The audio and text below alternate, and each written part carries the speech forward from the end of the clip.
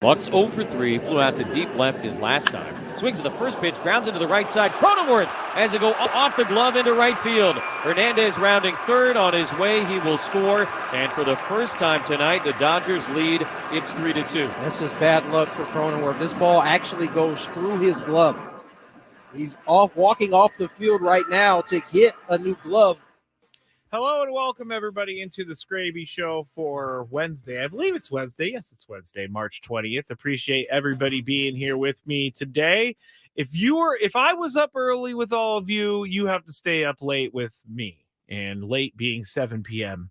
by the time this show's over. But again, I just want to thank everyone for coming out to 7 Mile Casino, and I want to thank everyone for making this morning really, really awesome. And I just got to say, we had talked about this leading up to it. How many people do we think are going to be there? And I thought there was going to be a strong contingent of Padres fans and 97.3 the fans there. But I didn't have any idea that there was going to be as many people to show up, or at least attempt to show up, as we had this morning. So thanks again, everyone. I met a few of you out there, and I was really happy to meet some of you. I met M. McKee 23. I met Jacob. I met Tom. I met Luis. I know I'm forgetting someone else, but I'm really sorry about that if I forgot you. I definitely enjoyed getting to meet all the Skrabinators out there. And it was unfortunate that we weren't able to get a Skrabinator pick, but we will. At some point, we'll have some sort of thing to get a Skrabinator picture. But that game this morning was good until it wasn't. And you heard that highlight coming back with Jesse Agler, Tony Gwynn Jr. We've talked about it, Glovegate. And I've been getting more and more requests I'm getting a lot more requests for conspiracy theories on the show. Now, we are on a sports station, so I do have to talk sports, but it just so happens today is the day for sports conspiracy theories, or conspiracy theories. And I know we had thrown this around during the show with Shohei Ohtani and what happened with his translator. We're going to get into that. But in all honesty, and being dead serious, this is snowballing rather quick. It is going downhill faster and faster. And I'm not saying that Shohei Ohtani did anything wrong, but I'm saying that we're going to find out some stuff, because there's some strange things happening with Shohei Ohtani's translator. So we'll get into that, but it is a conspiracy type of day. If you were at 7 Mile Casino this morning, let me know in the chat. Appreciate you again. Dave, I met Dave as well, so thank you, Dave. Also, let's do some roll call. Jocelyn's here, Trevor's here, Dan's here, Sir Yax is here, Jacob is here, Rudy's here. I think I already said Trevor. Annabelle is here, Brandon is here, Ken is here. Love you too, Ken. And there we go for now. So thank you so much, everybody, for being here. Oh, Brandon said it was nice officially meeting you in person. It was nice meeting you too, Brandon. And someone actually said on the Gwen and Chris chat that they saw me, they wanted to come say hi to me, and they were just too I guess nervous to come say hi to me. And trust me, there is no reason to be nervous coming to say hi to me. And I promise you that I am more nervous than you are. That's not a joke. I get anxiety when I talk to people, and I get anxiety when I talk to people I don't know. But I do know all of you to an extent, but please come up and say hi. You can see all of me, and I cannot see any of you. So you have to come say hi to me. I would love to meet you all. With that being said, wow, Chris. Oh, Chris from Chris and Charisma. He said, "What's up, Skraby? Listening from the DMZ tour of North Korea." That is awesome. Thank you, Chris, for checking in. I was going to say something else, but man, I would love to go on that tour of the DMZ. I got to say, and I'm still feeling FOMO of the trip to Korea, but it's almost over, so the FOMO feel will be gone. FanFest this Sunday. If you don't know, Chris and I and the rest of the station are going to be broadcasting throughout the day. I believe Ben and Woods are from noon to 2, and I believe Andy and Elston are from 2 to 4, and then Chris and I are from 4 to 6. So if you want to meet there as well, you want to get some pictures, you want to chat, just head on over to the 97.3 The Fan booth at FanFest, and we'll be there hanging out, doing things. Brianna is here. I don't know if it's Brianna or Brianna, but I said you're here. All right. With that, it is I'm working on 3 hours of sleep. So with that, we have the news of the day. It's time to get caught up on the latest with the news of the day. Dave says on the chat, we got an early version of Chris versus Matt over the delay issue this morning. Yes. Chris was blaming me for the delay, and I wasn't having it at 3 a.m. Jeremiah says he was there and he didn't see me. What? I didn't see you either, Jeremiah. Sergio, your number one fan from Tijuana. Congrats on the gig. You do a great job. Thank you. Everybody's being very nice today. I appreciate it. This has been a confidence boosting day for me. All right. Going forward, I want to say everything said on this show is said in jest and does not actually mean I am accusing Shohei Ohtani of anything. I wrote that down so I get that little bit of a disclaimer out there. But we're going to start with the Padres and their 5-2 loss to the Dodgers earlier this morning. Game was going really well. The Padres pitching was doing things, and the eighth inning was the floodgates, and Jake Cronenworth Glovegate had the ball go right through the webbing of his glove. Now, we just had Tony on. I'm going to play his response. If you didn't hear Tony in the 4 o'clock hour, I'm going to play you his response about what he thought when he saw the glove and Glovegate and the ball going through the webbing and all that stuff. But it was an extremely unfortunate break for the Padres because that's a double play. Inning is over. You don't know what's going to happen going forward. But I can't help but think, and I was driving home, I heard that on the radio with Jesse and Tony, and I couldn't help but think, is there anything more San Diego sports than that? That is like a definition of San Diego sports. And we'll see what happens tonight. I have a feeling the Padres are going to bounce back, but here's, in case you missed the game this morning because it was so early, the Padres, they only had 4 hits in the game. They had 2 errors, and the Dodgers had 7 hits and 5 runs in the game, no errors. But Xander Bogaerts, he was pretty good in the leadoff spot. He had an RBI, and he was 2 for 4.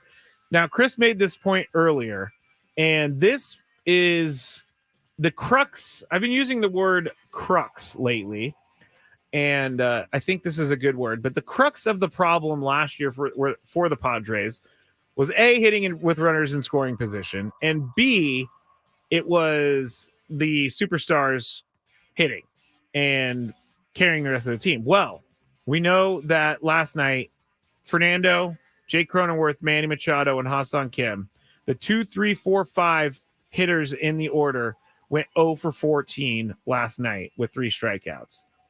And I know it's game 1, and I know that things are going to change throughout the season, but I've been saying leading up to this game that the superstars are going to have to superstar. And it's not going to work if that middle part of the order, the 2, 3, 4, 5 guys, it's not going to work if they're not going to hit, if they're not going to drive guys in. I mean, runners in scoring position, 2 for 5, which is better than last year, but Luis Campisano had a prime opportunity to drive some guys in, and he did not. He hit into a double play, which was a momentum killer. Other than that, pitching was pretty good. I mean, Darvish, 3 2/3, didn't give up any runs, struck out 3, walked 3, had 72 pitches. Tom Cosgrove went 2/3 of an inning. There ended up being 1, 2, 3, 4, 5, 6, 7, 8 pitchers in the game for the Padres, and it was down the stretch. It was tough. It was tough for pitching, but again, Mike Schultz said he was going to manage this game like it was a playoff game because they have these 2 games, then they can come home, they have a week off, and then they'll be able to reset and I guess go for it with their regular roster that they're going to be using on a day-to-day basis. So we'll get more into that. We've talked a lot about the game today, obviously, because we are the Padres flagship, but I just wanted to make sure we got that out of the way. Now, the second news story is the Ohtani news. Now, if you're not familiar with this, it just came down in the last couple hours. So this is not something that happened this morning or happened yesterday. It's something that happened today. And Shohei Ohtani, his translator that he's had for many years, he actually was fired by Shohei Ohtani today. And the reason being that the translator is allegedly accused of taking $4.5 million from Shohei Ohtani, like stealing $4.5 million from Shohei Ohtani to pay off his gambling debts. Now, my immediate thought was, this is serious business for Shohei Ohtani because you can't be associated with anyone gambling. And if you have someone in the dugout, someone who's in the know on the team, I think this is something that's going to be a little bit bigger. And I know that NY Mike 8 is much to do about nothing. That's not true. This is something, because news is coming out now that the timeline of things is getting really weird. And it's very strange that they did a news report on, or I guess ESPN sat down with his interpreter, and they did this whole 90-minute interview. And then after that, Ohtani's people came in and said, no, he's lying. That's not true. You can't print that. And ESPN was like, well, he told us that. We want to print it. Lawyers got involved for Shohei Ohtani. But there is some rumor that the money came from Shohei Ohtani's account. And so if indeed this money came from Shohei Ohtani's account, then Major League Baseball is going to have to investigate this. Now, I don't think he's going to have to sit out any games, as I was saying earlier, because it's kind of crazy for me to say that.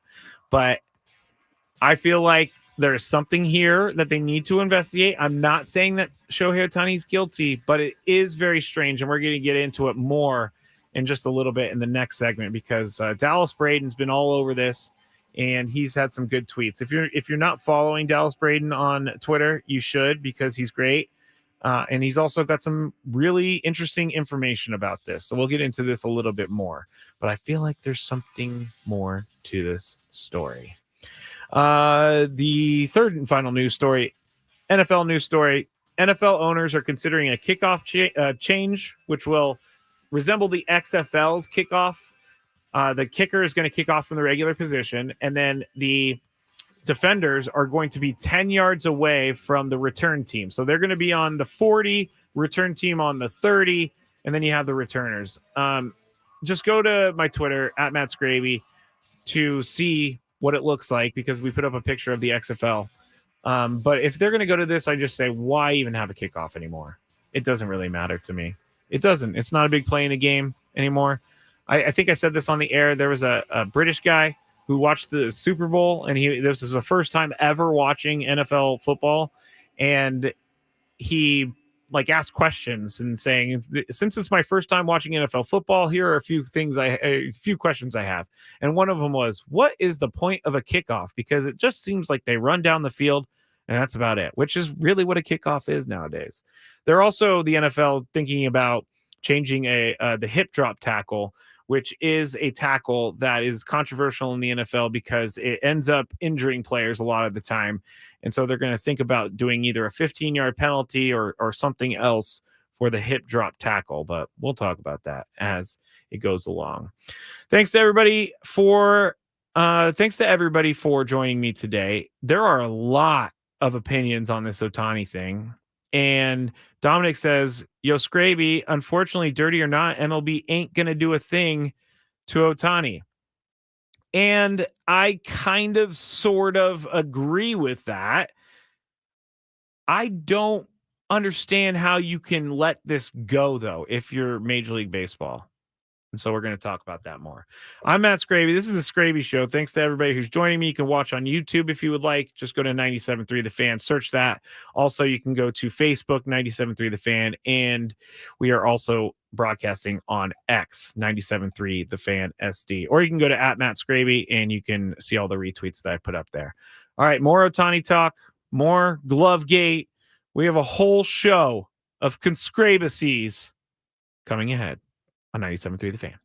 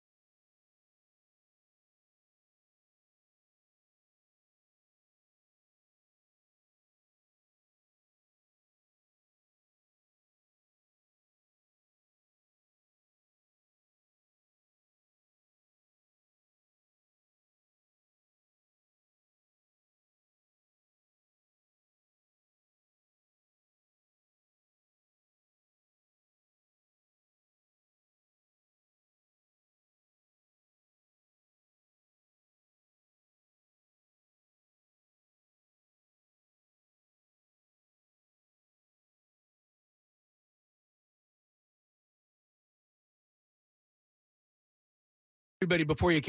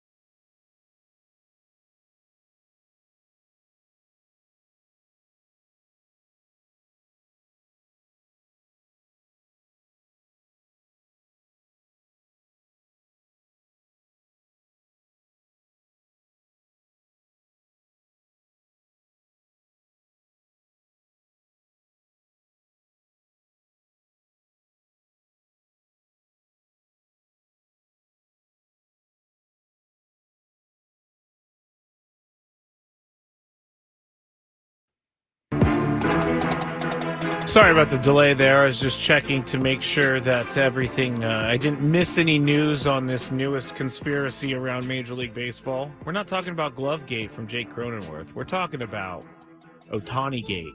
And it is kind of serious. His interpreter, his name is Ippei Mizuhara, and he has been fired by Shohei Ohtani. I think the reason that this is so crazy to me is that he was a translator all the way up until after the game last night. He was his interpreter last night after the game, and then all of a sudden something happened where, boom, he's out. He's fired. And $4.5 million is missing from Shohei Ohtani's account, which I don't understand. There's a couple things. I've never had $4.5 million in my account, but I think I would probably notice if $4.5 million was gone. Also, if Shohei Ohtani, he's a very rich person, he has lots of money, so I'm sure that he has someone managing his finances. Where is that person in this whole thing? But I don't want you to think I'm making a joke out of this, and I'm just going to repeat it. I'm not making a joke out of this. This does seem serious to me. Because with someone who has gambling issues, which the Ippei Mizuhara said he has a gambling addiction.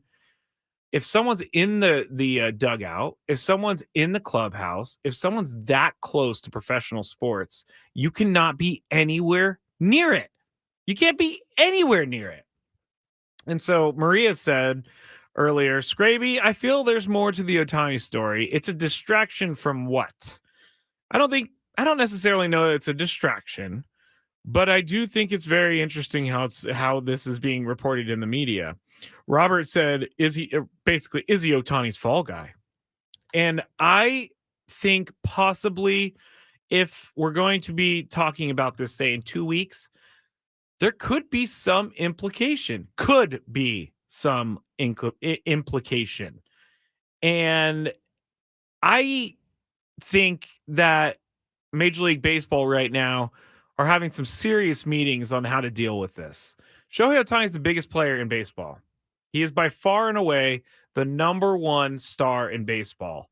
And this is too close to comfort for Major League Baseball, I think. So here, let me read this. If you're not following Dallas Braden, you should. He is the former A's. He's been on the show many times. He's also the color analyst for the A's. But at Dallas Braden 209, he tweeted this out a couple hours ago, and I think he really breaks it down pretty well. So Dallas Braden says, a rough timeline. Ohtani rep goes on record with ESPN stating Ohtani transferred $4.5 million himself to the bookmaker on behalf of Ippei, his interpreter. Spokesperson for Ohtani delivers Ippei to ESPN for a statement. Ippei says Ohtani never bet and felt bad for him and paid off his bet so he'd never do it again. Spokesperson for Ohtani then says Ippei is lying after he gives his 90-minute statement to ESPN. And then Ohtani's lawyers claim massive theft happened. And then Ippei says Ohtani had zero knowledge of his debt or his gambling habit in general. And that's why I think there's something here. I do. That's why. Because it turned from Ohtani and the rep goes on record with ESPN and says that he himself transferred $4.5 million to a bookmaker on behalf of the interpreter because he felt bad and Ohtani never bet. And so Ohtani paid off his debt so he'd never do it again. Number one, I can tell you right now, if you are a gambling addict or an alcoholic or anything like that, and this is kind of getting serious, but Ohtani is enabling a guy, if he's just going to pay off his gambling debts and just say, don't do it again, that actually, to me, feels like someone's going to do it more when you pay their debt of $4.5 million and then you just go on your merry way like it never happened. But this is, again, why I think that this is going to be a bigger deal. And again, I am not saying that Shohei Ohtani has anything to do with the actual betting, but I am saying Major League Baseball needs to handle this very carefully because they don't want to get caught up in seeming like they're favoring Ohtani over other players. They don't want to get caught up in a gambling mess. And we talk about gambling every day on the show, and there's a reason that we say gamble responsibly. And that reason is because people do not gamble responsibly, and people get themselves in big, big, big trouble gambling. And I've seen it firsthand. I've seen former alcoholics that go to AA and then they end up finding something else to fill that void, and it could be gambling. And I've seen people lose their families because of this. And this is it's a sad story in a way, because this just shows you how bad gambling can get. Shohei Ohtani's interpreter, who had maybe one of the best jobs in the world, going around the world with him, doing everything with him, he didn't feel like that was enough, so he went and gambled instead. It's very strange to me. And I feel like this is going to get worse. I feel like things of the gambling nature and players betting and different controversies are going to come up, because gambling is not something you just do. Gambling, I mean, yeah, okay, let me take that back. Gambling is something you just do. But when you're dealing with the amount of money that is involved here, $4.5 million, it's a serious problem and a serious addiction when you're going that far. And I feel like this is just going to happen more. Gambling is no different than alcohol. It's no different than drugs. It's no different than anything else that's bad for you. Gambling can actually really, really put you in a big hole. And no pun intended with the big hole. It's something that can easily take over your life. And I think it's slightly, as Tony would say, rich, that we are all so into gambling now. And I say we, as in the pro sports organizations, MLB, NFL, NBA, and NHL, everybody's into gambling now. So you can't just look the other way when things happen. And we're starting to see more and more of this happening. It's bad. It's really bad. Let's go back to the chat. Being in the dugout is bad. Yes. Prolific said, I'm going to have to come back to that one. Yes, Dave said, did you hear about the threat on Ohtani before the game? Yes, I did hear about the threat on Ohtani before the game, which is really, really scary, because someone sent an email saying that they were going to harm Ohtani and everybody else in the stadium. And so they had to check into that. And of course, I'm glad that nothing happened, but still, this is the type of world we're living in right now. You can't even go to Korea and play a baseball game without getting a death threat. Let's see. Dan says almost everyone has a vice to get you through the day. Yeah. Yeah. Everybody does have a vice to get you through the day. You know what mine is right now? I'm going to admit this, and I'm not going to be embarrassed about it. But I chew Hubba Bubba, and I eat a lot of gum, and that's kind of my vice. So I don't want to go drink, or I don't want to do something bad for myself. But just because you're not actually taking in a substance doesn't mean that you're not ruining your life. And gambling can easily ruin people's lives. I think I've lectured a little too much on this, but that's the latest on this. That's the latest for where we are sitting with Shohei Ohtani and the interpreter and all of that. But he has been fired, and they've been friends for a really long time. Dallas Braden even confirms the personality of the interpreter as a good guy. Says he really likes him. Trying to go back to see. Okay, so he says, so they say Ipe lied when being questioned about betting, and they also say that Ipe placed bets directly with the bookie. No details on how the theft of millions of dollars occurred. So did he just rob Ohtani to pay for his gambling habit? If so, we think this is the first time, or just the first time he got caught. It's the first time that he got caught. So we'll keep an eye on this.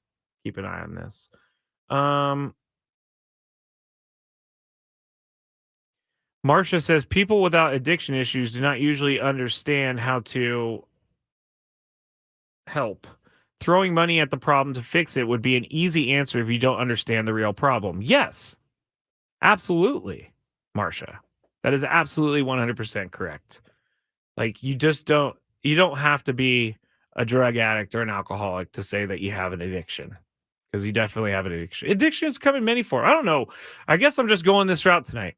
But addictions come in many forms. It could be food addiction, it could be alcohol, it could be drugs, it could be gambling, it could be cars, it could be shoes, it could be wallets, it could be anything. But some are healthier than others, obviously. But at a certain point, you go a little bit too far and things get weird. Annabelle said it was wire transfers, right? That's kind of easy to trace. Yes, wire transfers. And ESPN did report that there have been some wire transfers confirmed from Otani's account. And I think it was $500,000, one of them. So I don't want to comment too much on the amount because they haven't really announced too much of that. But the chat is getting crazy right now. EST3 says, we all agree he's the fall guy, right? I don't want to go there yet. I don't want to go to the interpreter Ipe being the fall guy. I think it's a little too premature for that, and I have to be responsible right now instead of being the crazy person I usually am and go with it because we need more information. If there's anything Tony has taught me and Chris has taught me about doing this job, it's don't come out with your first thought. Make sure you have all the information. So, well, this is going to get even crazier. And when they get home, I mean, they're going to play this game at 3 a.m. and then they're going to fly back. And I think stuff really hits the fan when they get back from Korea because there's going to be some investigations. All right. Matt Skraby Show here on 97.3 The Fan. Appreciate everyone for joining me. This hour on 97.3 The Fan is brought to you by your local San Diego County UPS store. Your local San Diego County UPS store locations are hosting a shred event from March 27th through March 30th. 50% off shredding services. Visit the upsstore.com for the location nearest you. See store for details. Real quick before we go to break, if you would like to join the Gwen and Chris Bracket Challenge, no money, no prize, no data collection on our end. We're not going to sell your emails or anything like that. I put on my Twitter account, also my Instagram story, at Matt Skraby, MATTSKRAB as in boy, Y. And I put a QR code so you can sign up through the QR code. You can also click the link that's there as well. And there's a lot of people in there right now. So I think there's over 90 at this point. But you have until tomorrow morning around 9 a.m. to get all these in. So make sure that you are diligent in filling out your bracket. But you get to go against Adam. You get to go against Tony, me, Chris, and I have to look and see if anybody else from the station signed up because I'm a poor planner and I sent out the invitation link earlier today instead of when I created the league over the weekend. But if you're interested in that, head on over to my Twitter at Matt Skraby or my Instagram story at Matt Skraby. You'll find the information there. When we get back, we're going to hear a little bit from Mike Schilt about last night's game and then Daily Gripe. We'll see where this goes. Thanks for sticking with me. 97.3 The Fan.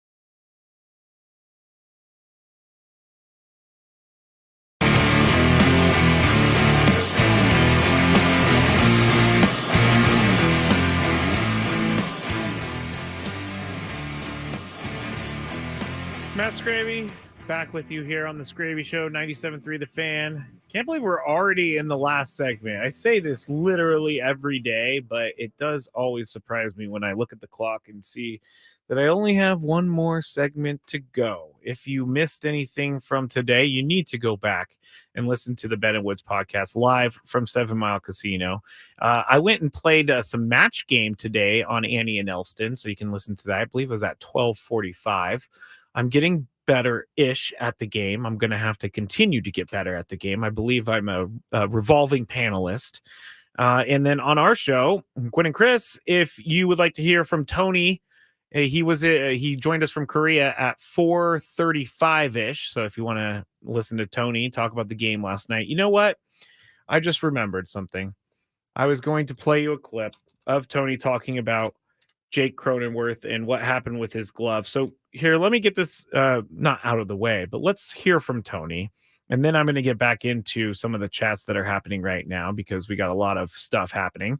But here is Chris. Chris asked Tony this. He said, I don't know that I've ever really seen a ball go through a glove like that. And Tony gave us his thoughts on everything that happened with the Jake Cronenworth play. You know what? This happens. It happens often. And I would venture to say it happens a couple times a year. A ball goes through a glove, the webbing. You know, guys are attached to their gloves. You see how fast Crone was able to get a new one and be out there.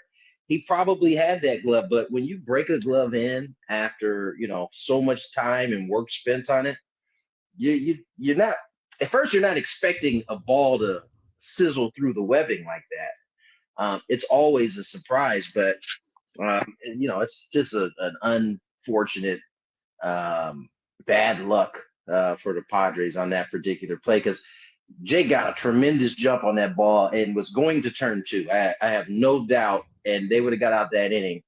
Instead, that ball rolls. It's basically whips through that webbing, and you know, that kind of opened the floodgates a little bit. It didn't kind of open the floodgates. It did open the floodgates, and the Dodgers go on to win 5-2 this morning. But tonight we got another game. This is the best thing about baseball is they play a lot, and they're going to be this matchup. I'm actually more excited about this pitching matchup tonight than I was about last night's pitching matchup or this morning's pitching matchup. I honestly don't really know what happened this morning, but I feel like it's Thursday, but it's not. It's Wednesday. Anyway, the pitching matchup tonight between Joe Musgrove and Yoshinobu Yamamoto.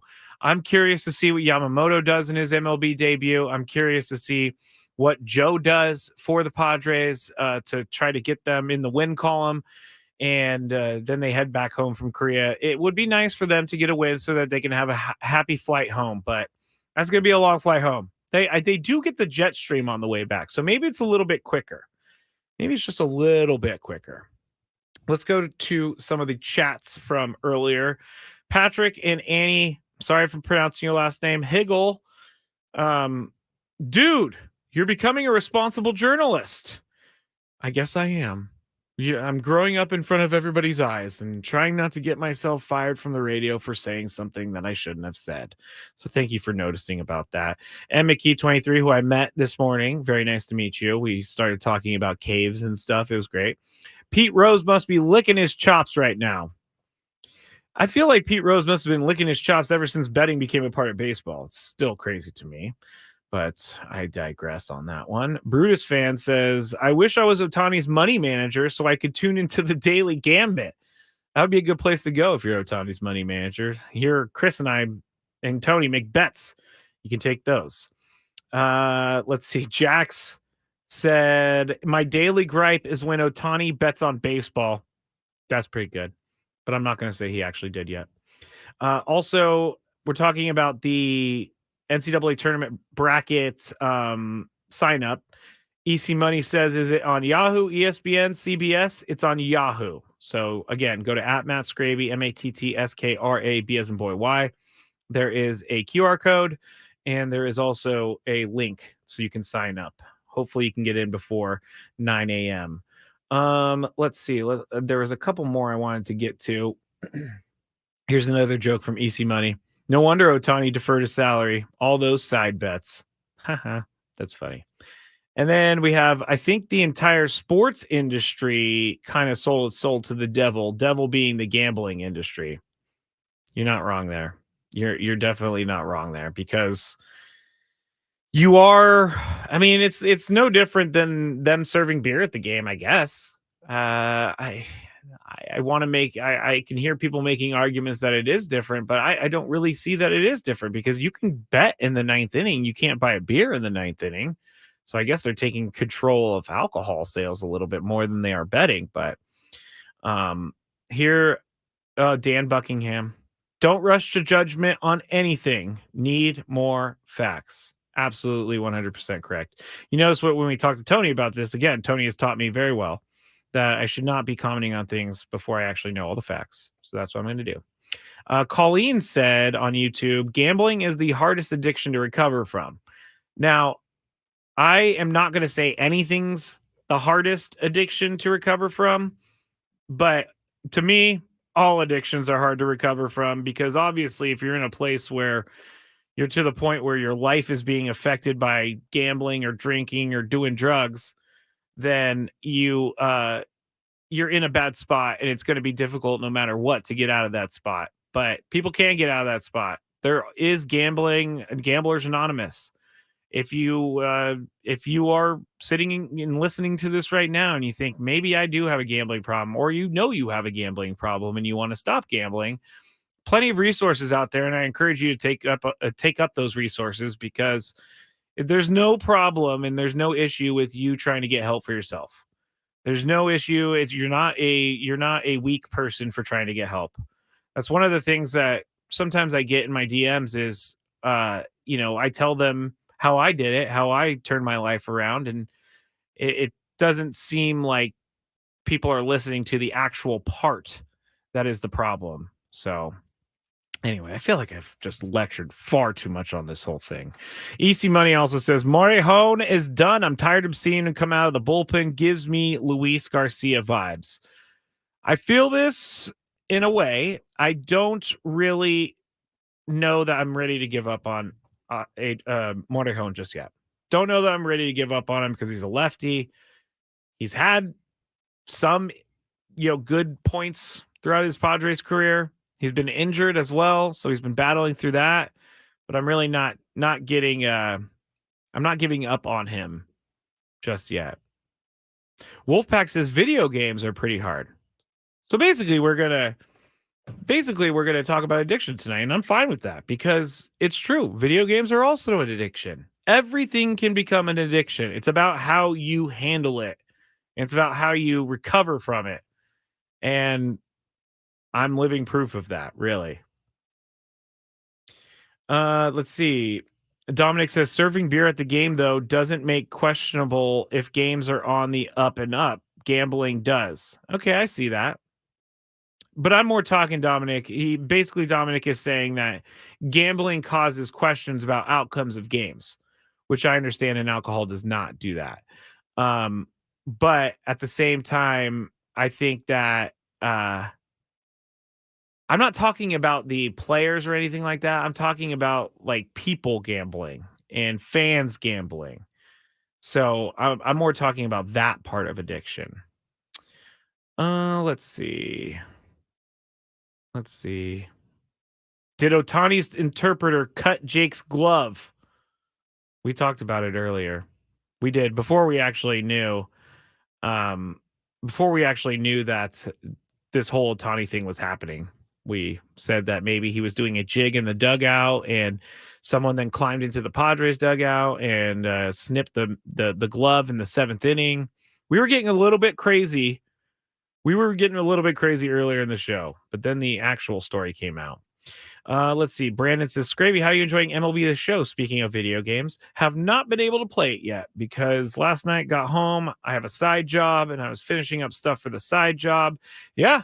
When I go home, there's more work for Mr. Skraby, and I love doing my side job. It's just sometimes there's a lot of work, and so I can't play video games. I'm planning on getting into the video game thing this weekend with MLB The Show. I cannot wait to get into that. And there's this whole thing now. It's and I guess it's not new, but it's new to me because this is the first system and first MLB The Show I've bought in years and years and years. But you collect cards and you build a team through collecting cards. So I want to get in on that. Anthony says Prize Picks got me to gamble way more than I ever would have. It's so easy. Absolutely. I 100% agree with that. When you could just go on an app and you could just hit like over, under, or whatever, and that's how you make your bets. It's very easy. They want you to be able to gamble easily. They want to make it as user-friendly as possible. And I'm not coming down on people who do gamble, because there are people that are responsible gamblers and just do it for a little bit of fun. But they do want to make it as easy as possible for you to put money down and give them money, basically. So, all right, let's hear from Mike Schilt. Going into tonight's game, we don't have anything from him yet because it's still kind of early in Korea. But Mike Schilt was asked after the game about the 8th inning and about what happened during the 8th inning, and here's what he said. We pitched our tail off to get to that point. Threw together a lot of at-bats, a lot of deep counts, ran through some guys. And, it's a 2-2 game. That's a double play ball. Goes through as well. We're still tied, maybe still playing. So, didn't go our way. Yeah, it didn't go their way. But I guess as a fan, that answer kind of bothers me a little bit because we've all been looking forward to this game for a very long time. And yes, it's baseball. Yes, there's 161 more games. But I feel like there's something special about an opening day win, and especially when you have an opening, a league opening win. You're the first win of the season as MLB jumped all over with the Dodgers, basically saying they're going to go 162-0. So what do you think about that, everyone?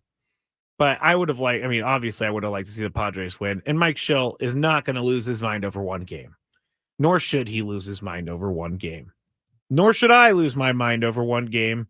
And I will say, I'm not telling you what to do, but you should not lose your mind over one game. Now, one of the things we saw this morning was a lot of bullpen usage. And so Mike Schilt was asked after the game about that bullpen usage. Listen, we're sitting there going for it. Got a 2-1 lead, take our shot at it. And tomorrow we got Joe and, King can, pitch as well, obviously. So we've got some length right there. And we've got some guys that we do think can come back based on pitch count. Not going to push guys. So we'll, take their temperature obviously tomorrow. And we still got some guys that didn't throw today, Kolick and, Suarez. And so we'll be back and ready to go. All right.